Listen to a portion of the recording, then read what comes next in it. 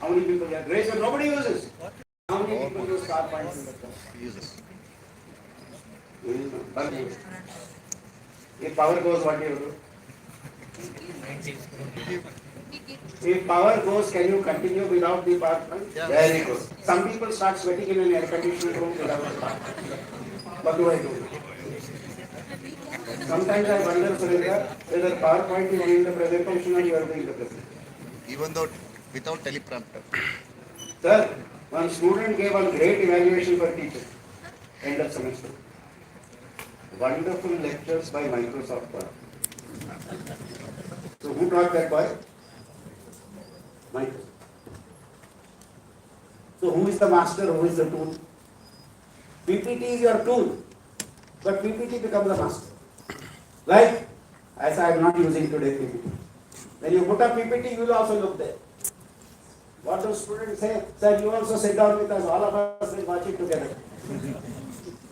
So ನೀವು ಅದು ಓದ್ತಾ ಇದ್ದೀರಾ, ನಾವು ಅದು ಓದ್ತಾ ಇದ್ದೇವೆ, ನೀವು ಬಂದು ನಮ್ಮ ಜೊತೆ ಓದಿದ್ರೆ ನೀವು ಅದು ಓದಲಿಕ್ಕೆ ಬಂದಿದ್ರೆ ಬೇಡ, ನಾವೇ ಓದ್ಬೋದು.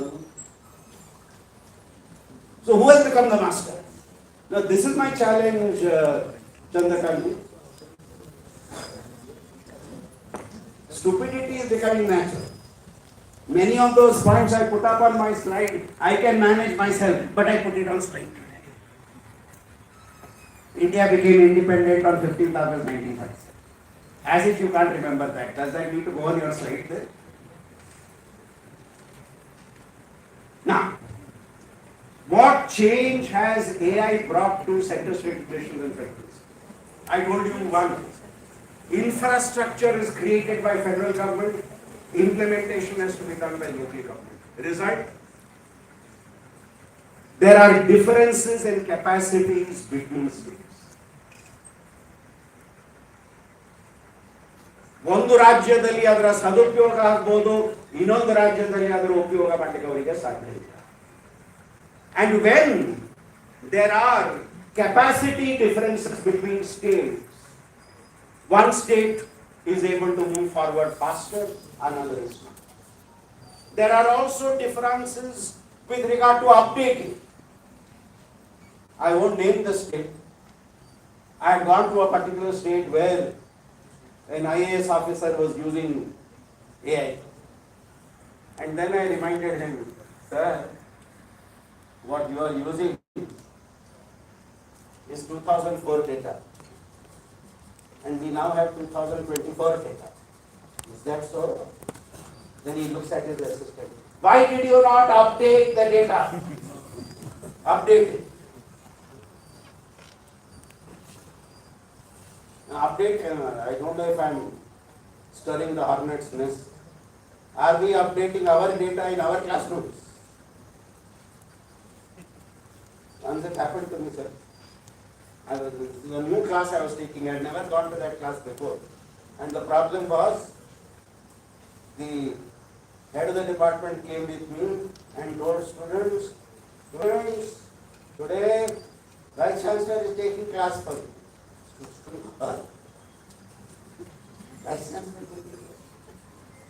Some other students, Vice Chancellor or anybody else, will that 1 hour be interesting? No, I'm sure one. You are all studying. What to do?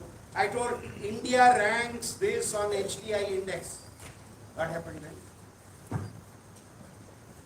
They are checking with Dr. Google. And luckily for me, Krishna, Google told them that Dr. Shastri is correct. Why am I correct? Because Google told them Shastri is correct. I am not correct because I know that information. I am correct because Dr. Google told them I am correct. And then they look at each other, these scoundrels. They look at each other and say, okay, now we can listen to him. He's speaking the truth. So who has to legitimize my teaching? Yes. Artificial intelligence has to legitimize my human intellect. So, when we are talking of impact of AI on government, updates are different from state to state, capacities are different from state to state, standards are different from states. And this is creating a new digital center-state imbalance. It is creating a new digital interstate imbalance. And I think this is going to be the big problem as we move forward. So friends, I have emphasized 4 things which I believe are important in federalism post 2014. The realities of intergovernmental cooperation, the dynamics of administrative coordination, the realities of political competition, and finally, the impact of artificial intelligence. So let me come to my final 3 points, my concluding 3 observations. First, for me, federalism is not about who has more power or who has less power. ಯಾರಿಗೆ ಜಾಸ್ತಿ ಅಧಿಕಾರ ಇದೆ, ಯಾರಿಗೆ ಕಡಿಮೆ ಅಧಿಕಾರ ಇದೆ, ಅದು ಫೆಡರಲಿಸಂನ ಮೂಲ ತತ್ವ ಅಲ್ಲ. For me, do we recognize the distinctiveness of different spheres of government? Are we willing to recognize the distinctiveness of different spheres of government? ಒಂದು ಸರ್ಕಾರದ ಹಂತ ಮತ್ತು ಇನ್ನೊಂದು ಸರ್ಕಾರದ ಹಂತ, ಆ ಹಂತದ ಒಂದು ವಿಶೇಷತೆ ಇದೆ. ಆ ವಿಶೇಷತೆಯನ್ನು ನಾವು ಗುರುತಿಸ್ತಾ ಇದ್ದೇವಾ? ಅದು ಮೊದಲನೇ ಪಾಯಿಂಟ್. ನಾವು ಫೆಡರಲಿಸಂ ಚರ್ಚೆ ಮುಂದಿನ ವರ್ಷಗಳಲ್ಲಿ ಮಾಡುವಾಗ ಈ ವಿಷಯ. ಎರಡನೇ, how do we ensure federal fairness? ಈ ಕೇಂದ್ರ ರಾಜ್ಯ ಸಂಬಂಧದಲ್ಲಿ ಒಂದು ನ್ಯಾಯವಾದ ವ್ಯವಸ್ಥೆಯನ್ನು ನಾವು ಹೇಗೆ ಜಾರಿಗೆ ತರಬಹುದು?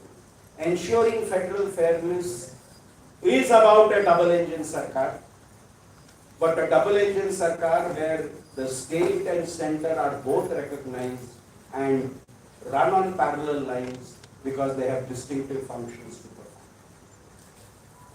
And third and last point, I'll say it in English because it sounds very rhetorical in English, and then I'll come to the Kannada translation. I think the states of India are the new center of politics. ಭಾರತದ ರಾಜ್ಯಗಳು ದೇಶದ ಕೇಂದ್ರ ಬಿಂದು ಆಗಿದ್ದಾರೆ, ಇನ್ನು ಮುಂದೆ ಆಗ್ತಾರೆ. If the states are not the center of politics, why should our leaders spend so much of time in assembly elections? Why should leaders spend so much of time in assembly? And I can expand on this point later. I think these are the 3 defining characters of Indian federalism as we move forward. Distinctiveness, fairness, and the states being the center of attention. For me, these are the 3 critical things. For states being the center, I have a simple question. Today, would a union minister accept the top 2 feet? Would the union minister prefer to be a union minister or the chief minister of the state? Chief Minister of the state. What did Parrikar prefer? He was defense minister. He preferred to come back as not chief minister of the biggest state of India, but chief minister of one of the smaller states.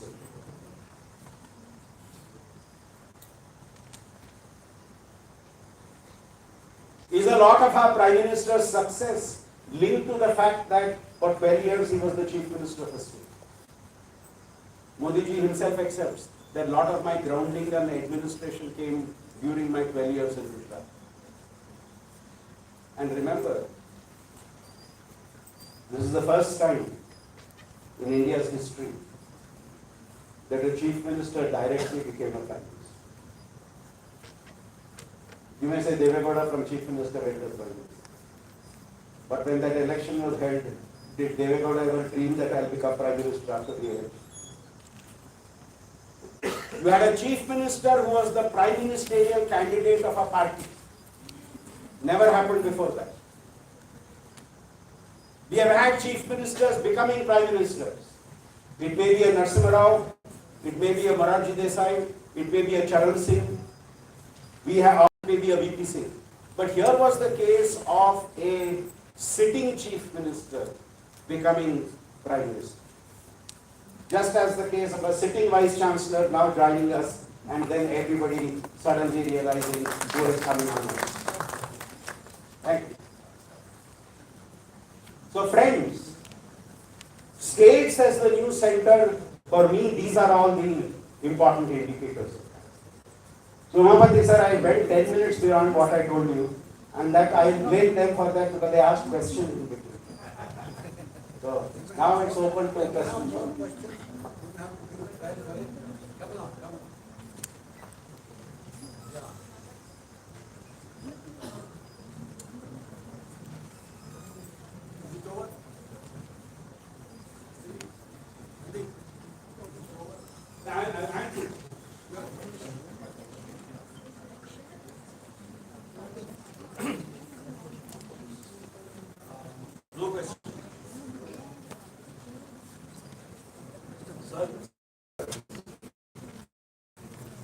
He's achieved enormously today. Dr. Sandeep Shastri, whom I consider is a political scientist par excellence. Reason: a political scientist has to be not only well read,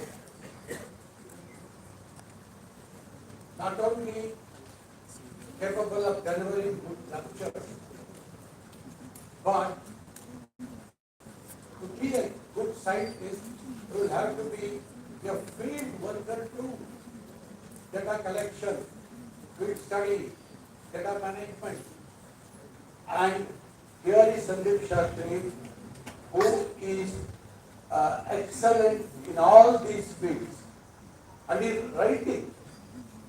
A good political scientist not only talks but he also writes, because writing leaves the record of his theories he develops or facts. So therefore, I consider that it is the best thing that you people invited him. And for all of us who are meeting at a conference, what happens is we like to learn from each other, and more so from a model. And today, for younger political scientists in particular, or for all of us, Shastri has many things to hold up and say, do this to be good political science. Am I right? So, this is the first thing I wanted to say. And now it is 12:10. We have time up to 11:45, isn't it? 11:50. 11:30. So we will do one thing. We will go for question and answers for 10 minutes, and then remaining 10 minutes for me if you permit. So question and answers, you can ask Shastri your question.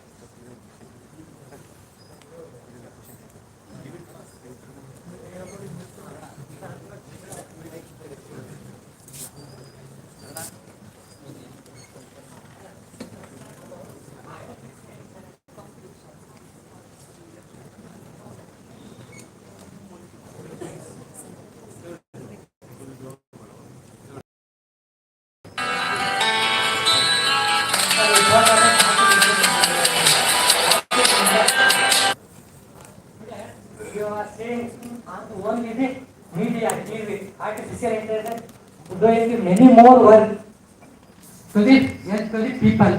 But some countries actually are prohibiting the use the mobile to the children. ಮಕ್ಕಳನ್ನ mobile use ಮಾಡಬಾರ್ದು ಅಂತ ಅಂದ್ಬಿಟ್ಟು ಮಾಡಿದ್ರೆ, but ಮೀಡಿಯಾದಲ್ಲಿ ಮಾತ್ರ ಅಲ್ಲಿ ಇಲ್ಲಿ ಅಂತ ಅಂದ್ಬಿಟ್ಟು ಫೋನಲ್ಲಿ ನೋಡ್ತಾ ಇದ್ದೀವಿ. ಬಟ್ ನಾನು ಹಳ್ಳಿಯಲ್ಲಿ ಹುಟ್ಟಿರೋನು ಇದು ಮಾಡಿರೋನು. ಅದರಿಂದ ಏನಂತ ಅಂದ್ರೆ ಯಾವುದೋ ಕೆಲವೊಂದಷ್ಟು ಆರ್ಟಿಫಿಷಿಯಲ್ ಇಂಟೆಲಿಜೆನ್ಸ್ ನ ಯಾವ ತರ ಚರ್ಚೆ ಆಗ್ತಾ ಇದೆ ಅಂತ ಅಂದ್ರೆ ಮೀಡಿಯಾದಲ್ಲೆಲ್ಲ ಆಕಾಶವಾಣಿಲೆಲ್ಲ ಬರ್ತಾ ಇದೆ. ಈಗ ಒಬ್ಬ ವ್ಯಕ್ತಿಗೆ ಯೂಸ್ ಮಾಡಕ್ಕೆ ಕೊಡ್ತಾರೆ, ಅದನ್ನ ಡಾಟಾ ಯೂಸ್ ಮಾಡೋದು ಯಾವ ರೀತಿ ಅಂತ ಅಂದ್ಬಿಟ್ಟು ಫೀಡ್ ಮಾಡಿದ್ದಾರೆ. ಆ ಫೀಡ್ ಅದು ಉಲ್ಟಾ ಆಗ್ತಾ ಇದೆ ಅಂತ ಹೇಳ್ಬಿಟ್ಟು ಚರ್ಚೆ ಆಗ್ತಾ ಇದೆ. ಈಗ ಒಂದು ಆರ್ಟಿಫಿಷಿಯಲ್ ಇಂಟೆಲಿಜೆನ್ಸ್ ಮನೆಯೆಲ್ಲ ಕ್ಲೀನ್ ಮಾಡ್ತಾರೆ, ಆ ಮನೆಯೆಲ್ಲ ಹೋದ್ರೆ ಅಂದ್ರೆ ಆ ತರ ಡಾಟಾವನ್ನ ಫೀಡ್ ಮಾಡಿದ್ರೆ ಅದರಿಂದ ಇಂಪ್ಯಾಕ್ಟ್ ಏನಾಗುತ್ತೆ ಅದಕ್ಕೆ ಆ This session is not on merely artificial intelligence. It is on federalism and the impact of artificial intelligence is only one of the futuristic aspects or tech impact aspects which is mentioned. So our discussion should be, can we say we should be focused on federalism ನಿಮ್ಮ in ಮಾತನ್ನು India. ನಾನು federalism ನ ಚೌಕಟ್ಟಲ್ಲಿ ಹೇಳುವ ಒಂದು ಪ್ರಯತ್ನ ಮಾಡ್ತೇನೆ. Yeah, please be brief. ನೀವು ಒಂದು ಪ್ರಶ್ನೆ ಹೇಳಿದ್ದೀರಾ ಸರ್, ಕೇಳಬೇಕು. ನೀವು ಆರ್ಟಿಫಿಷಿಯಲ್ ಇಂಟೆಲಿಜೆನ್ಸ್ ಉತ್ತರ ಹಾಕ್ಬೇಡಿ, ಪ್ರಶ್ನೆ ಕೇಳೋದ್ರ ಮುಂದೆ ಉತ್ತರ ಬರ್ತಾರೆ. ಸರ್ಕಾರ, ರಾಜ್ಯ ಸರ್ಕಾರ ಏನ್ ಹೇಳಿದ್ರೆ ಮಕ್ಕಳಿಗೆ ಮೊಬೈಲ್ ಕೊಡೋದು ನಾವು ತೀರ್ಮಾನ ಮಾಡೋದು. ಬಟ್ ಈ ಕಾನೂನು ಯಾರು ಮಾಡ್ಬೋದು? ರಾಜ್ಯ ಸರ್ಕಾರ ಮಾಡ್ಲಿಕ್ಕೆ ಸಾಧ್ಯ ಇಲ್ಲ. ಐಟಿ ಕಂಟ್ರೋಲ್ ಯಾರ ಕೈಗೆ ಇದೆ? ಇನ್ನೊಂದು ಸಣ್ಣ ಮಾತು ಸರ್, ಮಕ್ಕಳಿಗೆ ಮೊಬೈಲ್ ಕೊಡಬೇಡಿ ಅಂತ ಹೇಳುವಾಗ ನಾವೆಲ್ಲ ತಯಾರಿದ್ದೇವ ಮೊಬೈಲ್ ಯೂಸ್ ಮಾಡದೇ ಇರ್ಲಿಕ್ಕೆ? ನಾವು ಉದಾಹರಣೆ ಹಾಕ್ಬೇಕಲ್ಲ ಅವರಿಗೆ. My question to all parents is, we want children not to get mobile. Are we willing to sacrifice mobile ourselves? So we are the role models for the children. We are the role models for children. If I want my child not to watch television at home, we have to stop watching television at home. Now that's a shorter answer to your question. But the bigger question that you are raising, so today, be it employment at central level, state level, there is this fear coming up. Will AI take away our jobs? My answer is simple.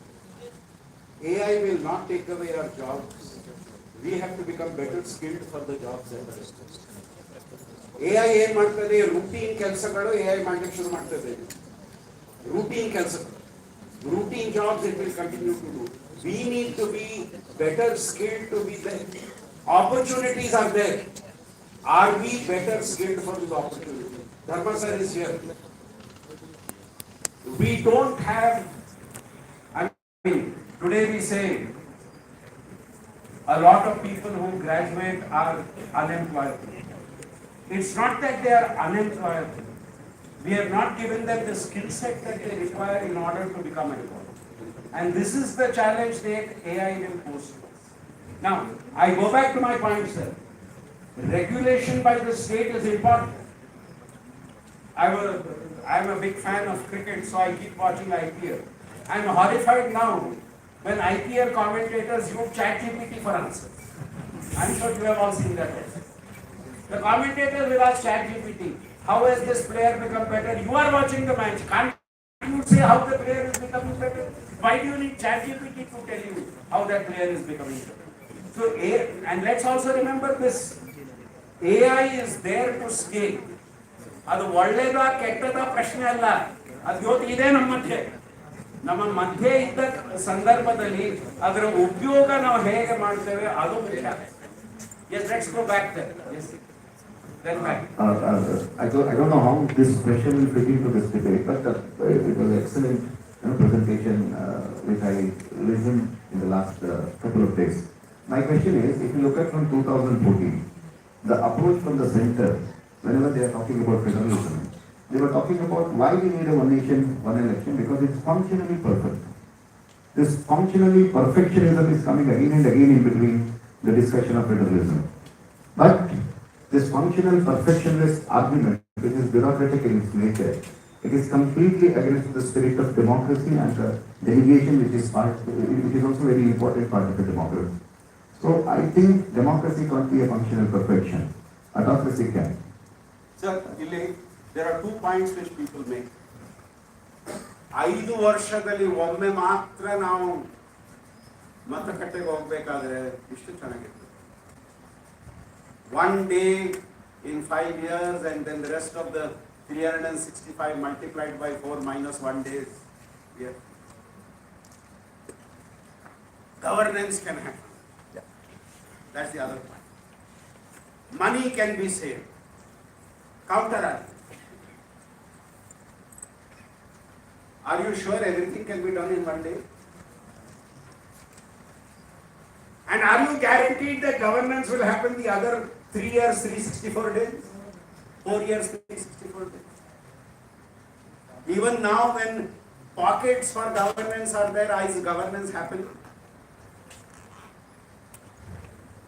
My more important question, more important 2 points. Central government is elected on 1 mandate, state government is elected on 1 mandate. Now, look at Karnataka itself. From 1985 onwards, 1985, 41 years now, we have not elected the same government back with a majority. 2004 was not a majority. You came with a lesser number of seats, below majority. And look at 2013-14, 18-19, 23-24. 13, we elected Congress, and 14, we sent majority BJP MPs. 18, nobody got a majority. 19, 25 of 28 seats went to BJP. 23, Congress comes to power. 24, BJP gets majority. So, and this is not just Karnataka, Delhi, twice in Delhi, Haryana, Maharashtra. So, the voter makes a difference between national election and state election. And who should the country thank for that? Karnataka. Because we are the ones who set that trend in. When you are talking of 1 nation, 1 election, are you realizing that there needs to be a difference between national mandate and state mandate? That's why today a lot of leaders of the ruling party are having second thoughts. Because what are you hoping? That when you have 1 election, the national wave will take the states also. What happens if the ulta happens? What happens if the state wave impacts in a national election? And now they are saying, is that so? So there is not much talk about 1 nation, 1 election now, except for rhetoric. So, undoubted, that's why I said I have argued for 1 nation, 2 elections. 1 national election, 1 state election. A 5-year cycle for both. You can have hello. Yes. Any other question on federalism as such? Election is a different. Yeah, go ahead. I will give you the money.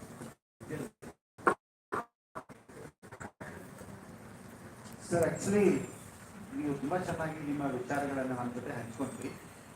ಆದರೆ ನಮ್ಮ topic ಏನಿದೆ ಅಂತಂದರೆ how to strengthen federalism, ಅದನ್ನು ಬಲವರ್ಧನೆ ಮಾಡೋದು ಹೇಗೆ ಅಂತ. ಆ ಬಲವರ್ಧನೆಗೆ ಸಂಬಂಧಿಸಿದಂತೆ ಕೆಲವು ಮೆಷರ್ಸ್ಗಳನ್ನು ಏನಾದರೂ ತಾವು ಸಜೆಸ್ಟ್ ಮಾಡ್ಬೋದಿಲ್ಲ, ಮಾಡ್ತೀರಾ ಅಂತ. ನಮ್ಮ ಉದ್ದೇಶ ಏನಂತಂದರೆ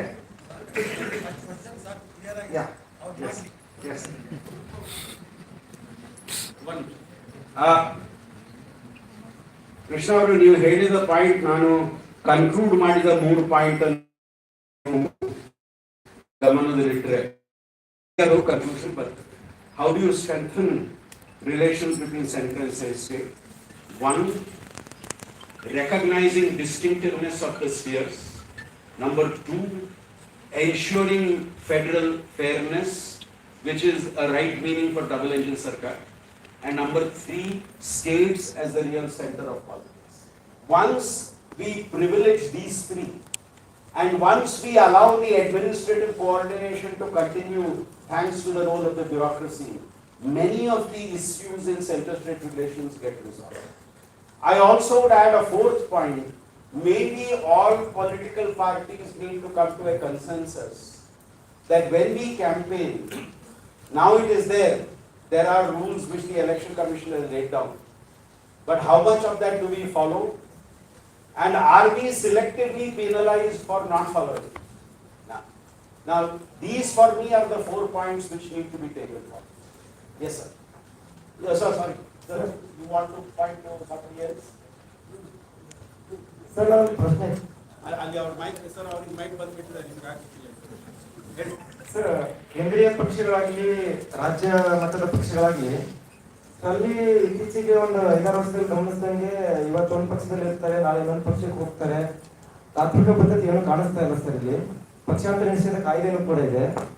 ಇಲ್ಲಿ ಪ್ರಜಾಪ್ರಭುತ್ವದ ಮೂಲ ಆಶಯ ಸರ್, ಪ್ರತಿನಿಧಿನ ಕಳಿಸ್ಕೊಟ್ಟಂತ ಪ್ರಜೆ ಅವನ ಆಯ್ಕೆಗೆ ಯಾವುದೇ ಅರ್ಥ ಸಿಗ್ತಾ ಇಲ್ಲ ಸರ್. ಹೀಗೆ ಆಗ್ತಾ ಇದೆ. ಅಲ್ಲಿ ಸಮ್ಮಿಶ್ರ ಸರ್ಕಾರ ಆಗುತ್ತೆ ಸರ್. ಇದಕ್ಕೆ ಪ್ರಜಾಪ್ರಭುತ್ವನ ಗಟ್ಟಿ ಮಾಡೋದಕ್ಕೆ, ಈ ಫೆಡರಲ್ ಸಿಸ್ಟಮ್ ಅನ್ನು ಗಟ್ಟಿ ಮಾಡೋದಕ್ಕೆ ಪರ್ಯಾಯ ಏನು ಸರ್? ಈಗ ಪಕ್ಷಾಂತರ ನಿಷೇಧ ಕಾಯ್ದೆ ಇದೆ, ಅರ್ಥ ಇಲ್ಲ. ಪರ್ಯಾಯ ಏನು ಸರ್? ಯಾವ ಪರಿಹಾರ ಕೊಡುತ್ತೆ? ಬಾಬಾ ಸಾಹೇಬ್ ಅವರು ಒಂದು ತುಂಬಾ ಚೆನ್ನಾಗಿ ಮಾತು, ಆ ಬೋಲ್ ರೆಸಲ್ಯೂಷನ್ ಪಾಸ್ ಆದಾಗ ಅವರು ಗ್ರಾಮಕ್ಕೆ ಹೋಗಿ ವೆಲ್ ಇಂದ ನೀರು ಡ್ರಾ ಮಾಡೋ ಪ್ರಯತ್ನ ಮಾಡಿ ಅವರು ಬೇರೆಯವ್ರ ಜೊತೆ ಮಾಡಿದ್ರು. ಎಲ್ಲರೂ ಅರೆಸ್ಟ್ ಆದ್ರು. ಆ ಮೇಲಿನ ಜಾತಿನವ್ರು ಏನು ಹೇಳಿದ್ರು, ನಿಮ್ಮ ಕಾನೂನು ಏನೇ ಹೇಳ್ಬೋದು, ನಾವು ಇಲ್ಲಿ ಬಿಡ್ಲಿಕ್ಕಿಲ್ಲ. ಸೊ ನಾನು ಇದು ಅಂಬೇಡ್ಕರ್ ಆದ ನಂತರ ಏನ್ ಹೇಳ್ತಾರೆ, ಕಾನೂನು ಮಾಡೋದು ಸಾಕಾಗ್ಲಿಕ್ಕಿಲ್ಲ, ಸಮಾಜದಲ್ಲಿ ಆ ಒಂದು ಪ್ರಜ್ಞೆಯನ್ನು ನೀವು ಬೆಳೆಸಬೇಕು. ಆ ಸಮಾಜದಲ್ಲಿ ಪ್ರಜ್ಞೆ ಬೆಳಿಬೇಕು. ದಟ್ ಆ ಕಾನೂನನ್ನು ನಾವು ಜಾರಿಗೆ ತರಬೇಕು. Law alone is not a solution to problem, Baba Sahib said. As long as that society's understanding of issues does not change, it does not help. I would say the same for this.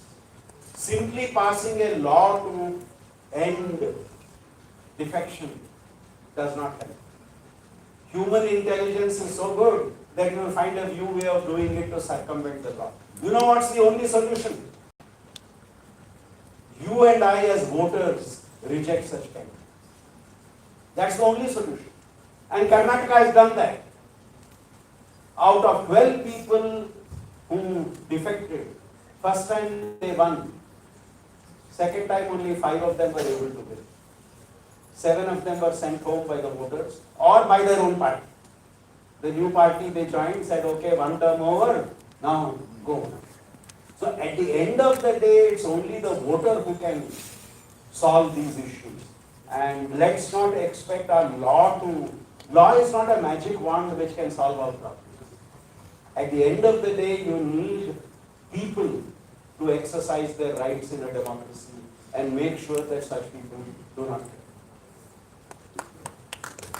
ನನ್ನ ಪ್ರಶ್ನೆ sir, ನನ್ನ ಒಂದು ಪ್ರಶ್ನೆ ಏನು ಅಂತ ಹೇಳಿದ್ರೆ, ಈಗ delimitation ಬಗ್ಗೆ ಏನು ಚರ್ಚೆ ನಡೀತಾ ಇದೆಯಲ್ಲ, ಈ ಚರ್ಚೆಯ ಹಿನ್ನೆಲೆಯಲ್ಲಿ ನೋಡುವಾಗ ದಕ್ಷಿಣ ಭಾರತ ಮತ್ತು ಉತ್ತರ ಭಾರತ ಅಂದ್ರೆ ಬಹಳ ದೊಡ್ಡ ಬಿಕ್ಕಟ್ಟು ಏರ್ಪಡುತ್ತೆ. ಒಕ್ಕೂಟ ವ್ಯವಸ್ಥೆಗೆ ಧಕ್ಕೆ ತರುತ್ತೆ ಅನ್ನೋದು. ಇದನ್ನ ಸರಿ ಮಾಡಲಿಕ್ಕೆ ತಮ್ಮ ಸಲಹೆ ಏನು? ಸರ್, ಇದೇ ಕ್ಯಾಂಪಸ್ ಅಲ್ಲಿ ಇದರ ಬಗ್ಗೆ ಚರ್ಚೆ ಆಯಿತು 3 ವರ್ಷ ಹಿಂದೆ. ನಾವು ಜನಸಂಖ್ಯೆ ಆಧಾರದ ಮೇಲೆ ಹೋದರೆ, ಕೇವಲ ಜನಸಂಖ್ಯೆ ಆಧಾರದ ಮೇಲೆ ಹೋದರೆ 543 ಸೀಟ್ಸ್ ಅನ್ನು ಜಾಸ್ತಿ ಮಾಡದೇ ಇದ್ದರೆ 25 ಸೀಟು ದಕ್ಷಿಣ ಭಾರತ ಮತ್ತು ವೆಸ್ಟರ್ನ್ ಈಸ್ಟರ್ನ್ ಇಂಡಿಯಾದಿಂದ ಉತ್ತರ ಭಾರತ ಮತ್ತು ವೆಸ್ಟರ್ನ್ ಇಂಡಿಯಾ, ಅದು ನೀವು ಮಾಡಲಿಲ್ಲ. ಇವತ್ತು ಸ್ಪಷ್ಟೀಕರಣ ಇಲ್ಲ. ಕೆಲವರು ಹೇಳ್ತಾರೆ 50% ಇನ್ಕ್ರೀಸ್ ಫಾರ್ ಎವ್ರಿಬಡಿ. ಆ ಫಾರ್ಮುಲಾ ಒಂದು ವೇಳೆ ಫಾಲೋ ಮಾಡಿದರೆ ದಕ್ಷಿಣ ಭಾರತಕ್ಕೆ ಸಮಸ್ಯೆ ಆಗ್ಲಿಕ್ಕಿಲ್ಲ. ಕಾರಣ percentage of seats will remain the same, 50% ಮಾಡಿ. ಬಟ್ ಅದು ಬ್ಲ್ಯಾಕ್ ಅಂಡ್ ವೈಟ್ ಅಲ್ಲಿ ಬರ್ತಾ ಇಲ್ಲ. ಕೆಲವು ನಾಯಕರು ಹೇಳ್ತಾ ಇರ್ಬೋದು, ಗೃಹ ಮಂತ್ರಿ ಹೇಳಿದ್ದಾರೆ, ನಮ್ಮ ಬ್ಯಾಂಗ್ಳೂರು ದಕ್ಷಿಣದ ಮೆಂಬರ್ ಆಫ್ ಪಾರ್ಲಿಮೆಂಟ್ ಹೇಳಿದ್ದಾರೆ, ಮಾತನ್ನು ಹೇಳಿದ್ದಾರೆ. ಬಟ್ ಅದು ನೀವು ಕಾನೂನಲ್ಲಿ ಸೇರಿಸುವವರೆಗೆ ಆ ಒಂದು ಭಯ ದಕ್ಷಿಣ ಭಾರತದಲ್ಲಿ ಇರ್ತದೆ. ಅದನ್ನು ಪುನಃ ಕೊನೆಗೆ ಅದು ಕಾನೂನು ರೂಪದಲ್ಲಿ ಬರುವಾಗ ಅದು ಜನಸಂಖ್ಯೆ ಆಧಾರದ ಮೇಲೆ ಮಾಡ್ತಾರಾ ಅಂತ ಒಂದು ಡೌಟ್ ಜನರ ಮನಸ್ಸಲ್ಲಿ ಇದೆ. ಆ 50% ಫಾರ್ಮುಲಾ ಫಾಲೋ ಮಾಡಿದ್ರೆ, ನಾನು ಪಬ್ಲಿಕ್ಲಿ ಸಹ ಈ ಮಾತನ್ನು ಹೇಳಿದ್ದೇನೆ, 50% ಫಾರ್ಮುಲಾ ವಿಲ್ ಸ್ಯಾಟಿಸ್ಫೈ ಎವ್ರಿಬಡಿ. ಅದು ದಕ್ಷಿಣ ಭಾರತದ ರಾಜ್ಯಗಳಿಗೆ ಅವರ ಪರ್ಸೆಂಟೇಜ್ ಏನು ಯೋತ್ ಇದೆ ಆ ಪ್ರೊಟೆಕ್ಷನ್ ಅದಕ್ಕೆ ಅವರಿಗೆ ಸಿಗ್ತದೆ. So that is my answer to your question. We need clarity on what is it in black and white. People are assuring orally, but then given this sharp polarization on this issue, it's important that this comes in right.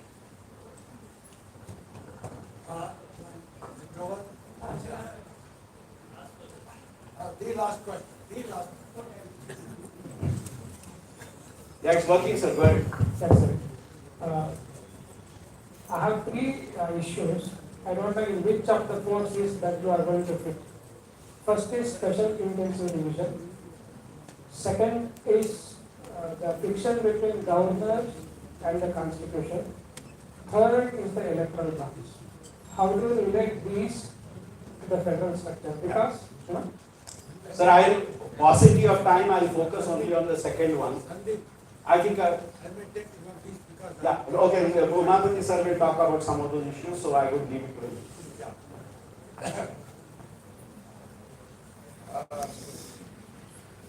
I'm delighted. Dr. Sandeep Shastri,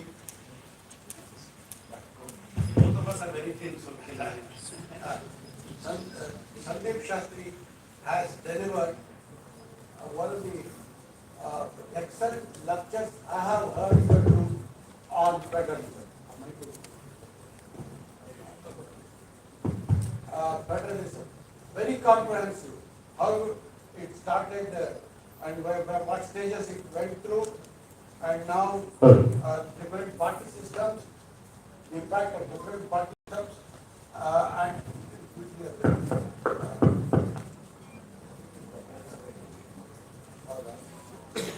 so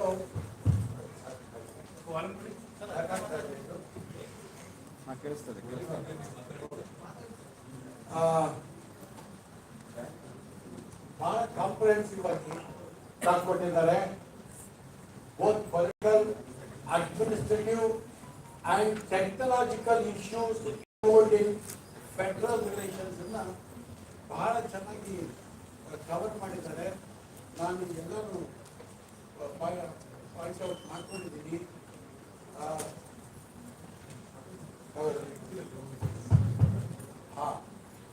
ಅದಕ್ಕೆ ನನಗೆ ತುಂಬ ಸಂತೋಷ ಆಯಿತು. Cooperation, coordination, competition, ಎಲ್ಲ ಆಸ್ಪೆಕ್ಟ್ಸನ್ನು, technological connection, ಎಲ್ಲ ಆಸ್ಪೆಕ್ಟ್ಸನ್ನು cover ಮಾಡಿದ್ದಾರೆ. ಕೊನೆವರೆಗೆ ಅವ್ರು ತಂದ 3 points they are very vital for our federal system. ಇದನ್ನ ಎಂಫಸೈಸ್ ಮಾಡಿಬಿಟ್ಟು ನಾನು ಏನು ಹೇಳಬೇಕೋ ಅದನ್ನ ಹೇಳ್ತೀನಿ.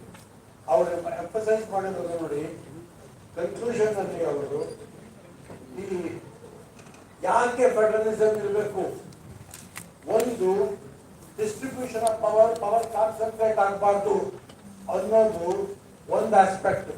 ಅದಕ್ಕೋಸ್ಕರ ಪವರ್ ಕಾನ್ಸಂಟ್ರೇಟ್ ಆದಾಗ ಡೆಮಾಕ್ರಸಿನೂ ಇರಲ್ಲ, ಎಲ್ಲರ ಇಂಟ್ರೆಸ್ಟ್ ಸ್ಯಾಟಿಸ್ಫೈ ಆಗಲ್ಲ. ಪವರ್ ಡಿಸ್ಟ್ರಿಬ್ಯೂಟ್ ಆಗಿದ್ರೆ ಡೆಮಾಕ್ರಸಿನೂ ಇರುತ್ತೆ, ಬೇರೆಯವ್ರ ಇಂಟ್ರೆಸ್ಟ್ ಸಮಾಧಾನ ಆಗುತ್ತೆ. ಅದರ್ವೈಸ್ ಪಾರ್ಟಿನೇ ಸೆಂಟ್ರಲ್ ಇಟ್ಕೊಂಡು ಅದೆಲ್ಲ ಕಾನ್ಸಂಟ್ರೇಟ್ ಮಾಡಿಕೊಂಡು ತಂದೆ ಹಿತಾನ ಕಾಪಾಡಿಕೊಂಡು ಹೋಗ್ಬೋದು. ಸೊ ಇದಕ್ಕೋಸ್ಕರ recognition of the distinctiveness of functions and interests at different levels. You only use the word function. I would emphasize functions and interests at different levels are different. And particularly in a big nation like India, where lots of diversities are there, we have to cater to different regional interests, various interests, and therefore federalism is very important because of the distinctive functions and interests. Number one. Number two, we dealing with this relation, what we should do, how we should handle fairness. Fairness is lacking in the way today over-concentrated power in the sector and through its agents like governors, fairness is not being delivered in federal relations. And that's the point to be kept in mind. And the third point is politics is more at the state level itself, not at the central level. And that is a man who is a union minister, he prefers to be a chief minister. And therefore, state is the center of politics. I would say a little more, politics is a public affair, res publica. It is with the people, even at the local level, village level. And therefore, politics demands two things. One, democracy, another, federalism. And in Indian politics today, democracy and federalism are so vital. If you don't protect them, all your other things, your secularism, your freedom, your development, everything will disappear.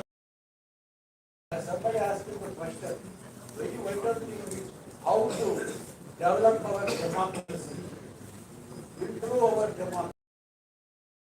For this, there is no time for me to go. I planned this question in your mind. Is our present system of democracy, see there is frequent election. Are they fair? How to improve the fairness in election is the most important question. How to reduce the role of money in election is another most important question. Otherwise, you are buying through your freebies, that is government money. Your votes are purchasing through freebies and also purchasing through your party fund. So that way, role of money has to be reduced, democracy has to be improved. And now coming to federalism, my feeling, federalism needs improvement. And what has happened to federalism? Since 2014, federalism has been weakened considerably because, for example, the sector has power to undo states. Take an example, Kashmir has been removed from position of a state to union territory. So, if the sector majority has the power to undo states, that's the worst thing. Structural reforms are necessary. You know, at the time of independence, communal riots, partition made us feel that there must be a very strong government, and central government at the central level. And therefore they gave too much power to the center. But the time, he said, time and place decides what should be the power distribution. And today, it is, the time has changed, and we have seen centers role through their governance and through their central agencies unfairly used. So it is in this background that people are feeling today there is need for a new federal compact. Yesterday, Yogendra Yadav's article in Prajavani is one of the very interesting articles, set-aside article. Please read it. It is related to our discussion today. I read it, but I differ from it considerably. For example, Shahid Karu says we must go for a Maha Adhiveshana, a big session to decide about these federal issues. And Yogendra Yadav opposed it. But I will say no, because the present ruling systems and parties are interested in even challenging and changing the constitution.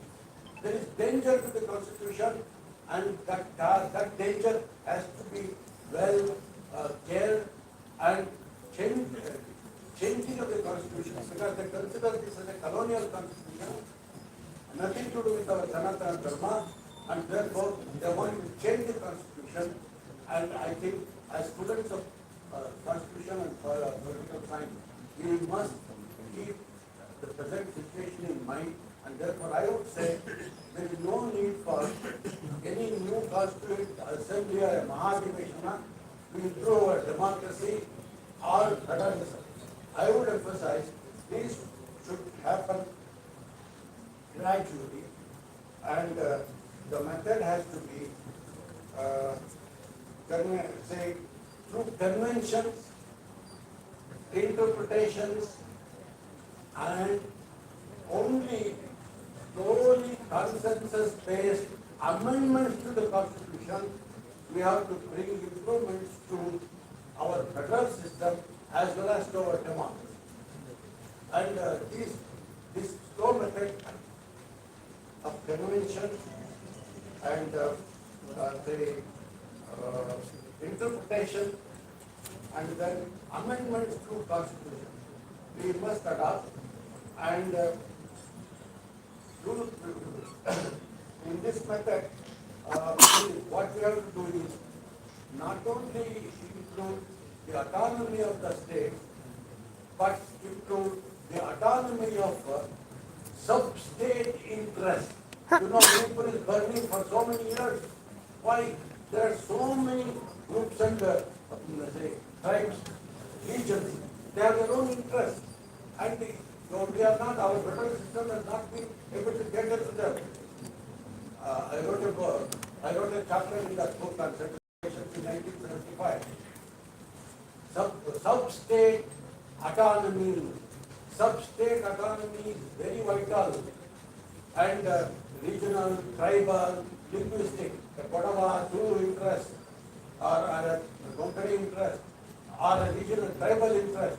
So, sub-state autonomy is also very important at various levels, and that is why our constitution has even amended 33rd, 34th Amendment has gone on to give power to local bodies so that their interests can be taken care of. But in the federal system, state autonomy and sub-state autonomy have to be shared considerably. But let us keep in mind, the present rulers are not interested in decentralization. For example, Surya, member of parliament from Bangalore, he has made a statement recently. He said, linguistic division of India was one of the worst. Linguistic division of India is worse. And second point he makes it, Telangana Andhra division is worse, and it is worse than partition is. Partition with the Telangana Andhra ಇನ್ನೂ ಕೆಟ್ಟ division ಅಂತ ಹೇಳ್ತಾರೆ. ಅದಕ್ಕೋಸ್ಕರ centralisation ಕಡೆ interest ಇರೋ ಜನ ಈ federal system ಅನ್ನ ಬಲಪಡಿಸಕ್ಕೆ, ಡೆಮೋಕ್ರಸಿನ ಬಲಪಡಿಸಕ್ಕೆ ಅಷ್ಟು ಇಂಟ್ರೆಸ್ಟ್ ತೋರಿಸಲ್ಲ. ನನ್ನ ಅನಿಸಿಕೆ ಏನಪ್ಪ ಅಂದ್ರೆ, ಪೊಲಿಟಿಕಲ್ ಸೈಂಟಿಸ್ಟ್ ಆಗಿ ಸ್ಟೇಟ್ನ ಮೇಲೆ ತೆಗೆಯಕ್ಕೆ, ಸಾವರಿಟಿನ ಮೇಲೆ ತೆಗೆಯಕ್ಕೆ, ಇದರ ಫೇರ್ನೆಸ್ ಅನ್ನ, ಡೆಮಾಕ್ರಸಿನ, ಫೆಡರಲ್ ಸಿಸ್ಟಮ್ನ ಮೇಲೆ ತೆಗೆಯಕ್ಕೆ ಏನ್ ಮಾಡಬೇಕು ಅನ್ನೋದಕ್ಕೆ ನಾವು ಕಂಟಿನ್ಯೂಸ್ ಆಗಿ we are the thing. And ಕೊನೆಯದಾಗಿ ನಾನು ಹೇಳ್ತೀನಿ, I am delighted this conference. I am great liking and I appreciate all the efforts made by our leaders of this conference, and I thank you all once again for the opportunity given to me. Thank you. Friends, to continue the discussion, Dr. B.R. Ambedkar Research and Extension Center has already designed to have a one-day conference on strengthening federalism. Keeping that in mind, we invited today Professor Sandeep Shastri, and we expected more from him. But his presentation has really marked the beginning part of the conference which Dr. Ambedkar Research Center is intended to conduct in the coming months. In fact, it was designed to have in the previous month by inviting the parliamentarians. ಅಂದ್ರೆ ನಾವು ನಮ್ಮ ಒಕ್ಕೂಟ ವ್ಯವಸ್ಥೆ ಇವತ್ತು ಯಾವ ರೀತಿ ನಡೀತಾ ಇದೆ ಅದು ನೋಡೇ ನಮ್ಮೆಲ್ಲರಿಗೂ ಎಲ್ಲ ಒಂದ್ ಕಡೆ ಒಕ್ಕೂಟ ವ್ಯವಸ್ಥೆಯನ್ನ ಬಲಪಡಿಸಬೇಕು ಎನ್ನುವ ಭಾವನೆ ಉಂಟಾಯಿತು. ಆ ಕಾರಣಕ್ಕಾಗಿ ನಾವು ನಮ್ಮ ಇಂಡಿಯನ್ ಪಾಲಿಟಿ ಫಾರಂ ಮತ್ತು Ambedkar research and extension centre ಒಂದು ದಿನದ ರಾಷ್ಟ್ರೀಯ ಸಮ್ಮೇಳನವನ್ನ ಸಂಸತ್ತಿನಲ್ಲಿ ಯಾರ್ಯಾರು ಧ್ವನಿ ಇರ್ತಾ ಇದ್ದಾರೆ ಒಕ್ಕೂಟವನ್ನ ಬಲಪಡಿಸುವ ನೆಲೆಯಲ್ಲಿ ಅವರುಗಳನ್ನ ಕರೆಸಿ ನಾವು ಒಂದು ದಿನದ ಕಾರ್ಯಕ್ರಮವನ್ನ ಮಾಡ್ತೀವಿ. ಇನ್ನು ಹೆಚ್ಚು ಚರ್ಚೆಗಳಾಗಬೇಕಾಗಿತ್ತು.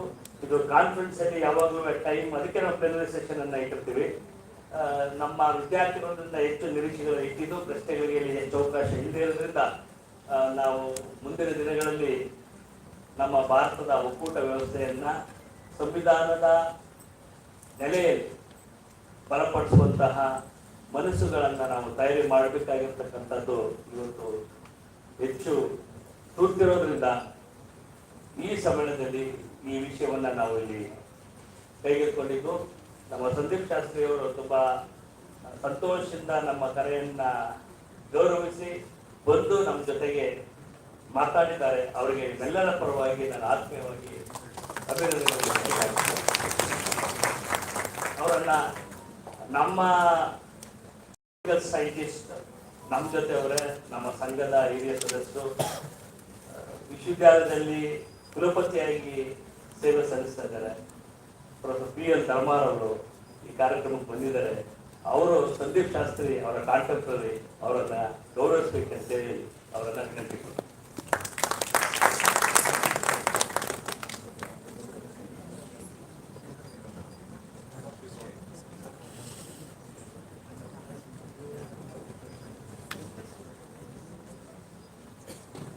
ನಾವೆಲ್ಲರೂ ಸೇರಿ ಅಭಿನಂದಿಸೋಣ ಪ್ರೊಫೆಸರ್ ಸಂದೀಪ್ ಶಾಸ್ತ್ರಿ.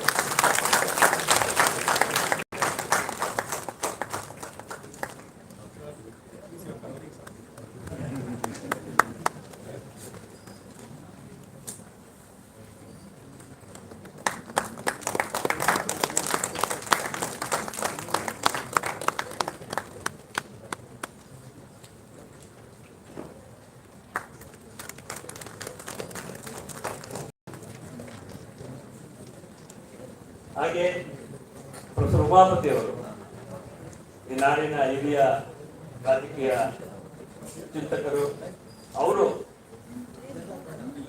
ನಮ್ಮ ಗೌರವವನ್ನು ಸ್ವೀಕರಿಸಬೇಕು.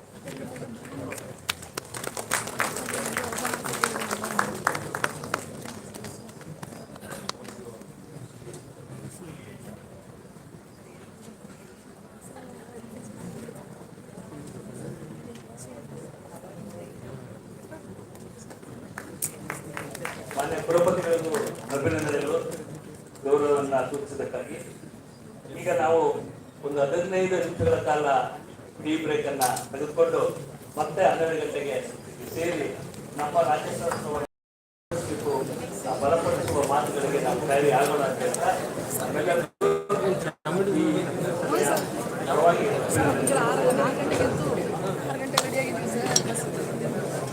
ವಂದನೆಗಳು. ನಮ್ಮ ಮಂಗಳೂರು ವಿಶ್ವವಿದ್ಯಾಲಯ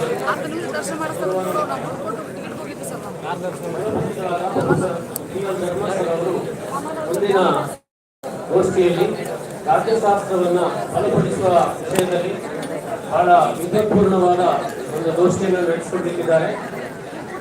ನಮ್ಮ ರಾಜ್ಯಶಾಸ್ತ್ರದ ಹೆಮ್ಮೆ ಮತ್ತು ಮಂಗಳೂರು ವಿಶ್ವವಿದ್ಯಾಲಯದ